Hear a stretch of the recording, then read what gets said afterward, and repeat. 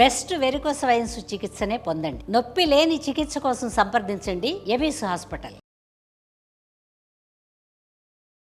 నమస్తే రమగారు. నమస్తే జయ. రమగారు, మనకి ఈ నెలలోనే శివరాత్రి ఉంది. శివరాత్రి అనగానే ఉపవాసం, జాగరణ, వీటికి సంబంధించి ఎన్నో అనుమానాలు ఉంటాయి. ఎలా ఉపవాసం చేయాలి, జాగరణని ఎలా మొదలుపెట్టి ఎలా పూర్తి చేయాలని, వాటి గురించి ఒక్కసారి డిస్కస్ చేద్దామండి. తప్పకుండా జయ.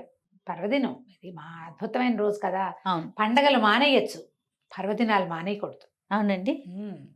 పర్వదినం మానకూడదు. మనకి ప్రతి నెల శివరాత్రి వస్తుంది. అవును, త్రయోదశి చతుర్దశి కలయిక.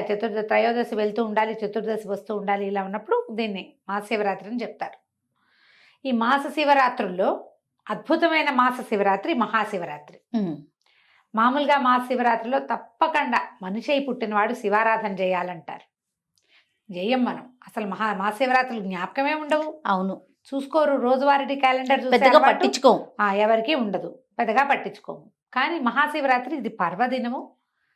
మనం శ్రద్ధగా భక్తితోటి వేడుకగా కూడా జరుపుకునేందుకు తప్పకుండా ఇది అవకాశం ఇస్తుంది. కాబట్టి ఈ ఒక్క రోజైనా మనం శివరాత్రి నాడు చెప్పబడేటువంటి విధి విధానాలు కనుక ఆచరిస్తే చాలా మంచిది. దీంట్లో కుల మత జాతి వయో విచక్షణ లేదు. పర్వదినం ప్రతివాడికి అవసరమే. ఎంత చిన్నది చేసినా ఫలితం ఇస్తుంది. ఈ పర్వదినాల ప్రత్యేకత ఏంటంటే నువ్వు చేసి తీరాలి అదేమిటో అమోఘంగా అనేం కాదు.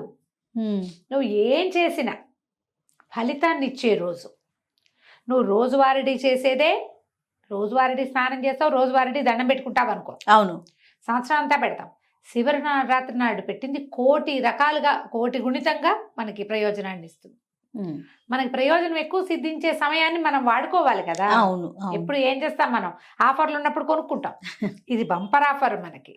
అందుకని ఈ రోజున భక్తి, శ్రద్ధ, తాత్పర్యాలతోటి వ్యవహరిస్తే బాగుంటుంది.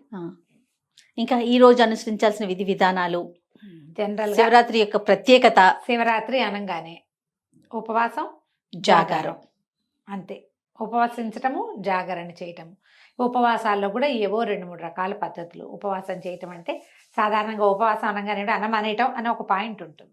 కానీ నిజానికి ఉపవాసం అంటే అది కాదు.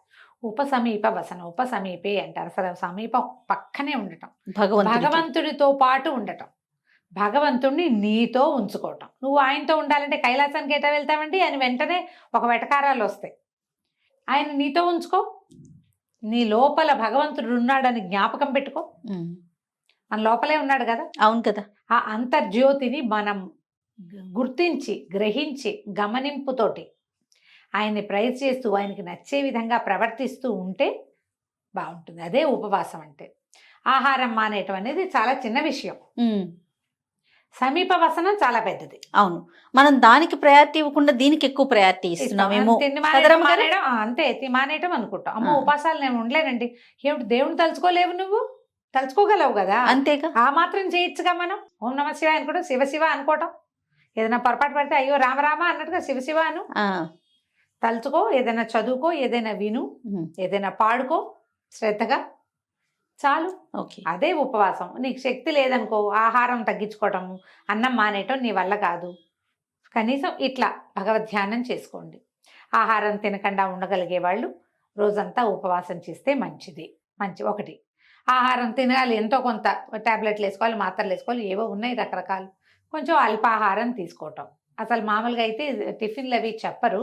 ఎక్కువగా చెప్పేది ఏంటంటే పళ్ళు, కందమూలాలు చెప్తారు. కందమూలాలు ఏం తింటాం మనం ఇప్పుడు? చిలకడ దుంప.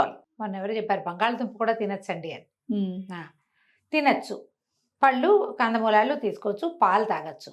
మజ్జిగ సాధారణంగా చెప్పరు. ఇవి తీసుకోండి. ఏదో మాత్రలు వేసుకోవాల్సిన వాళ్ళు అందరికీ ఇవాళ రేపు థైరో నార్మల్ వేసుకుంటారు, బీపీ టాబ్లెట్ వేసుకోవాలి, షుగర్ టాబ్లెట్ వేసుకోవాలి. డయాబెటీస్కి తప్పదు కదా మెయింటెనెన్స్కి. అలాంటప్పుడు ఏదైనా ఇలాంటిది ఒకటి తీసుకుని అది తీసుకోవటం. కొంచెం ఆహారం లేకుండా ఉండగలం కానీ ఏమిటో వీక్గా ఉంటుందండి అంటారు. వీక్గా ఉండేవాళ్ళు నీళ్ళల్లో కొంచెం తేనె వేసుకుని తీసుకోవచ్చు, కొబ్బరి నీళ్ళు తాగొచ్చు, ఏదైనా పళ్ళు గిళ్ళు తీసుకోవచ్చు. ఇవి తీసుకుంటూ రోజుని మనం చక్కగా ముందుకు తీసుకెళ్తాం. అక్కడి నుంచి జాగరణ. ఈ ఉపవాస నియమం కూడా అన్నం మానేటంటే దీనికి ఎట్లా అంటే ముందు రోజు రాత్రి కూడా తినకూడదు జయ. ఏకాదశి కూడా అంతే కదా. ముందు రోజు రాత్రి కూడా అన్నం తినకూడదు. ఏదో తద్భిన్నం ఏదో తింటారు, అల్పాహారం అది తీసుకోవటం. మా శివరాత్రి నాడు 2 పూటలు లేదు. మరుసటి రోజు ఉదయం భోజనం చేయొచ్చు. స్నానం చేసి పూజా విధానం చేసుకుని ఏదైనా దేవాలయానికి వెళ్ళదలుచుకుంటే వెళ్ళొచ్చి ఆహార స్వీకారం చేయొచ్చు. జాగరణకి ఇంకో నియమం ఉంది. జాగరణ, శివరాత్రి జాగారం అంటే ఇది వరకు చిన్నప్పుడు ఓ టికెట్ మీద 2 సినిమాలు అవి ఉంటుండే. అవును. సినిమా చూడడము, టీవీ చూడడము, టీవీలో కూడా బోల్డ్ సినిమాలు వేస్తుంటారు. ఏమిటో అది కాదేమో అని అనిపిస్తుంది జయ. కానీ ఇంకోలా చేయండి అని ఏం చెప్తాము? శివనామస్మరణ చేయండి, హరికథలు వినండి, ఎక్కడ ఏదైనా చదువుకోండి అంటే నిద్ర వస్తుంది. అవును, నిద్ర వస్తుంది. సినిమా ఉంటే ఏదో కొంచెం ఇంట్రెస్టింగ్, అది కూడా ఏదైనా భక్తి సినిమా ఉంటే కొంచెం కొంత సూక్ష్మంలో మోక్షం అంతే. అంతే. అవకాశం ఉంటే ఏదో సినిమా చూసి జాగారం చేయటం. అక్కడి నుంచి మర్నాడు సాయంకాలం దాకా నిద్రపోకూడదు. ఏకాదశి ద్వాదశి నియమాల్లో నేను చెప్తాను కాదు, ఎలాగా మనం ఏకాదశి నాడు జాగారం చేస్తే, జాగారమే కాదు ఉపవాసం చేసినా ద్వాదశి నాడు పగలు పడుకోకూడదు. అవును, చుక్కలు చూడాలి. అవును. ఈ శివరాత్రి కూడా అంతే. శివరాత్రి కూడా ఇది నియమం. చేయగలిగితే చేయటం, ఎంత చేయగలిగితే అంత. పగలు నిద్రించకుండా సాయంకాలం చుక్కలు చూసినాక, అంటే చుక్కలు చూడలేం మనం, అమావాస్యకు ఒక రోజు ముందు ఆ చుక్కలే కనపడవు. సూర్యాస్తమయం అయితే చాలు. ఏదైనా కొంచెం తిని పడుకోవచ్చు ఉండగలిగిన వాళ్ళు. ఉండలేని వాళ్ళు రాత్రంతా జాగారం ఉన్నామని మర్నాడు పొద్దున నిద్రపోకూడదు. నిద్రపోతే ఫలితం లభించదు అసలు. మనం ఆ జాగారం చేయలేము, ఏదో కొంతమంది చేస్తే లింగోద్భవ కాలం వరకు చేస్తే కనీసం అర్ధరాత్రి 12:30, 1 గంటకి దాకా మనం శివారాధన చేసుకుని ఎక్కడైనా దేవాలయంలో డబ్బులు కట్టాము, అక్కడేమో ఇది చేస్తారు, ఏకాదశి రుద్రాభిషేకం చేస్తారు, భస్మాభిషేకాలు చేస్తారు, అక్కడికి వెళ్ళి దర్శనం సేవ చేసుకున్నాం, ఇంటికి వచ్చి శివా నా వల్ల ఇంతే అవుతుందని దండం పెట్టుకుని నిద్రపోవచ్చు. అదే రోజు 12:30 తర్వాత. మీకు ఓపిక లేదు, ఉండలేరు, మర్నాడు ఆఫీసులు ఉన్నాయి, అవకాశం లేదు, శక్తి చాలదు, నేను మెలకుగా ఉంటే మర్నాడు బీపీ పెరిగిపోతుంది జయ నాకు. అవునండి, బీపీ పెరుగుతుంది, బీపీలో తేడా వచ్చేస్తుంది, తల తిరగటం మొదలు పెడుతుంది. సో అంతవరకు ఉండలేరు మీరు. ఉండలేని వాళ్ళు ఇది మార్గం. ఉండగలిగే వాళ్ళు మీ అవకాశాలను బట్టి ఉండటం. ఇట్లా శివరాత్రి విధి విధానాలు ఇవి. ఆ రోజు పడుకోవచ్చారు అమ్మగారు? ఏ రోజు? శివరాత్రి రోజు. ఆ రోజు కూడా అసలు పడుకోకూడదు కదా? శివరాత్రి నాడు పడుకోంగా, అదే పగలు పడుకోకూడదు. పగలు లేదు, ఏ పర్వదినాల్లోనూ పగళ్ళు నిద్ర మంచిది కాదు. ఎట్లా చేయగలిగితే ఎట్లా. దీంతో పాటుగా ఈ రోజున పోట్లాటలు, యుద్ధాలు, గొడవలు, తగాదాల్లోకి దిగద్దు. ఇతరులని దూషించకండి.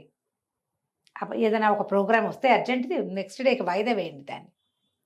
పర్వదినాన ప్రతి ప్రాణి శివమయమేనని గ్రహించండి. అందరూ మనలాగా పుట్టిన వాళ్ళే, ఏవో వేషాలు మార్పు. ప్రతి వాళ్ళలోనూ నాలో ఉన్నట్టే శివుడు ఉన్నాడు అని శివుణ్ణి గుర్తించే ప్రయత్నమే చేయాలి. అది చేస్తే చాలు. మళ్ళీ ఇది పర్వదినం కదా, ఉపవాసం చేయకపోతే, జాగారం చేయకపోతే కొంప మునిగిపోతుందని భయపడద్దు, బాధపడద్దు. వృద్ధులు, పెద్దవాళ్ళు, అంటే కొంచెం కాస్త ఏజ్డ్ వాళ్ళు, చిన్నపిల్లలు, గర్భవతులు, బాలింతలు, ఇలాంటి వాళ్ళు, ఏదైనా యాక్సిడెంట్లు అయ్యి కొంచెం మంచాన్ని ఉన్నవాళ్ళు, సమస్యల్లో ఉన్నవాళ్ళు, ఆరోగ్య సమస్యలు ఉన్నవాళ్ళు శివ అనుకోవటమే ఉపవాసము. ఇవాళ పరమశివుని యొక్క అద్భుతమైన దినం అని జ్ఞాపకం పెట్టుకుని ఈ పర్వదినాన్ని నామ సంకీర్తనతోటి పూర్తి చేసుకోండి. ఉపవాస జాగారాలు మీరు చేయకపోయినా పర్వాలేదు. ఎవరైనా కడుపుతో ఉన్న వాళ్ళు మేము చేయిచా అని ప్రశ్నలు తెగేస్తారు, అలాంటివి చెయ్యొద్దు. ఆహార స్వీకారం లేకపోతే ప్రెగ్నెన్సీలో చాలా ఇబ్బందులు అవుతాయి. బాలింతలు కూడా పాలుండవు పిల్లలకి. అందుకని అటువంటివి చేయబోకండి. శివుణ్ణి తలుచుకోండి. వీలైతే ఒక దేవాలయ దర్శనం చేసిరండి, అవకాశం ఉంటే. మళ్ళీ ప్రెగ్నెన్సీలో 7వ నెల వచ్చాక ఇంకా దేవాలయ దర్శనం కూడా లేదు, ఇంట్లో కూర్చునే దేవుణ్ణి తలుచుకోండి. అంతే. ఇట్లా మనం శివరాత్రిని ముందుకు తీసుకెళ్ళాలి. రైట్ అమ్మగారు. నమస్తే అండి. నమస్తే జయ.